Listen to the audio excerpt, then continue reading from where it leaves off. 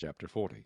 It came to pass after these things that the butler and the baker of the king of Egypt offended their lord, the king of Egypt. And Pharaoh was angry with his two officers, the chief butler and the chief baker. So he put them in custody in the house of the captain of the guard, in the prison, the place where Joseph was confined. And the captain of the guard charged Joseph with them, and he served them.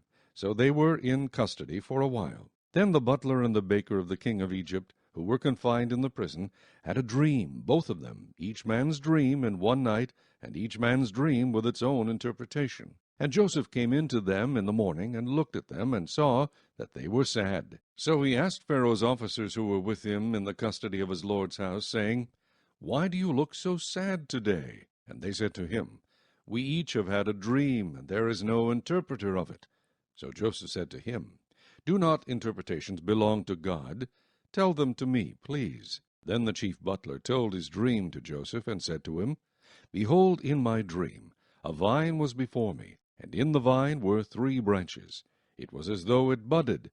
Its blossoms shot forth, and its clusters brought forth ripe grapes. Then Pharaoh's cup was in my hand, and he took the grapes and pressed them into Pharaoh's cup, and placed the cup in Pharaoh's hand. And Joseph said to him, This is the interpretation of it.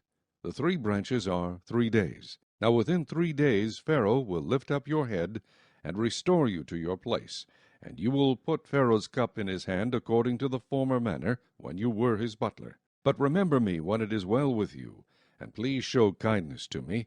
Make mention of me to Pharaoh, and get me out of this house. For indeed I was stolen away from the land of the Hebrews, and also I have done nothing here that they should put me into the dungeon. When the chief baker saw that the interpretation was good, he said to Joseph, I also was in my dream, and there were 3 white baskets on my head. In the uppermost basket were all kinds of baked goods for Pharaoh, and the birds ate them out of the basket on my head. So Joseph answered and said, This is the interpretation of it.